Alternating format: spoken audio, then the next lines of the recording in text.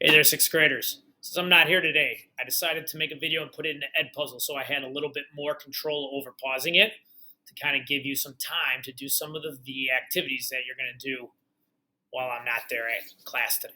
So, first thing is going to be the rock cycle. Remember, rock cycle quiz is tomorrow. It's still tomorrow. Today we're going to practice the last version. This is the one to get an A, to try to get 10 out of 10. In a moment, you're going to get just a blank piece of paper. You're going to try your best to complete the whole thing by yourself. When you do it today, instead of having like 2 minutes to try it on your own and then get your binder, just do as much as you can. And when you get stuck, then look at your notes, figure out what you're missing, check your work if you think you're all done to see how well you did. Okay, so at this point, you're going to pause the video. If the substitute teacher didn't get you a piece of paper, it's up on my desk. You're going to go up and get a piece of paper. Go back to your desk, try as much as you can from memory. When you get stuck, use your notes. All right, go ahead, pause the video, and then come back.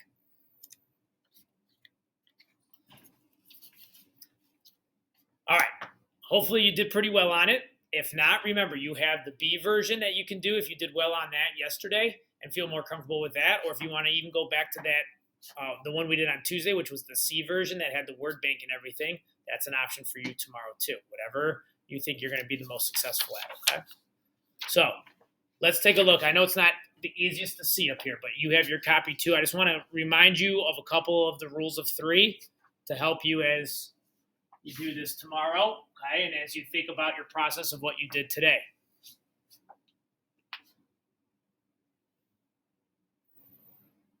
Okay. When you're doing it on your own, my recommendation is that you start on the outside. You start with your three main classes of rock: igneous, sedimentary, and metamorphic. Then you think about what is needed when each rock forms. So you need to have sediments before you can have sedimentary rocks. So you got to write in sediments. You need magma or lava before you can have igneous rocks. So you write in magma. Metamorphic rocks just need other rocks to be there. And you already have sedimentary, igneous, and metamorphic on here, so you don't have to worry about it. Then go ahead and just draw your arrows in your circle to show your cycle and start to label them. If you are able to do that, you're going to get your three main processes, and then you'll just have to repeat them, right? Because you'll get your weathering and erosion to create sediments. You'll get your heat and pressure to make metamorphic rock. You'll get your melting for your magma.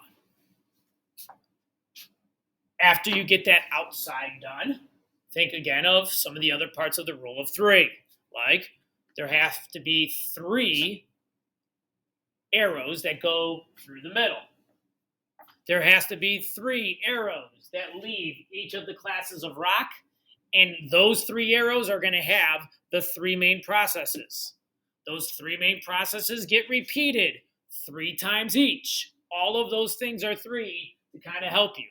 So for instance, igneous rock here has 3 arrows that leave it, each one with one of the main processes. Weathering and erosion to make sediments, melting to make magma, heat and pressure to make metamorphic. Metamorphic rock has 3 arrows leaving, one with each of the 3 main processes. Melting into magma, all the way across to sediments, goes through weathering and erosion, and then the one where it leaves and comes back for heat and pressure. Sedimentary rock, 3 arrows leaving, goes back to sediments by weathering and erosion, cross to melting to magma, heat and pressure to a metamorphic rock. 3 arrows leaving each class of rock. Each of those arrows have the 3 main processes.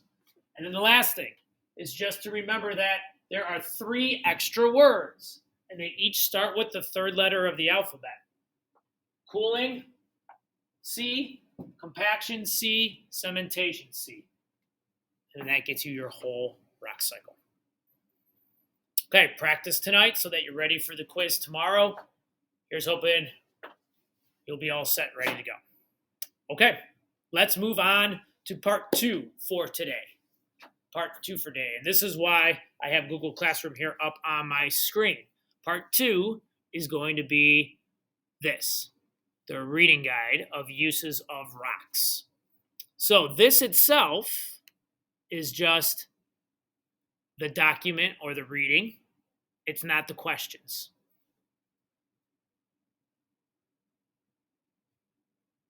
Okay? The reading guide itself is up here on my desk, and either the substitute will give you one or you can come up and get one. There is a front and a back. Right?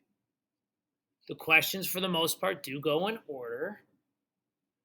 It asks you to pay attention to the subheadings. So the subheadings are these things here, right? Rocks can be used for building. Rocks can be used to produce energy. Rocks can be melted to produce metal. So those are your subheadings. So make sure you pay attention to that because that's going to kind of help you figure out where to read and where these answers are going to be. Okay? All right. It's up to you. If you want to work with someone, you can. As you go through and do this, if you want to just do it by yourself, you can do it by yourself. If you finish it, turn it into the teacher. If you don't finish it, it's not homework tonight because I want you to study for your rock cycle quiz. If you don't finish it, we'll do it for homework next week at some point, okay? If you finish it, turn it into the teacher. If you're done with this and there's still some time left in class, use that time to work on other work in classes, do some Alex, whatever it is that's going to keep you busy so that you're doing some sort of schoolwork to keep you active, okay? And then I will be back tomorrow for the rock cycle quiz. All right, good luck. Keep working hard, and I will see you guys tomorrow. Have a good day.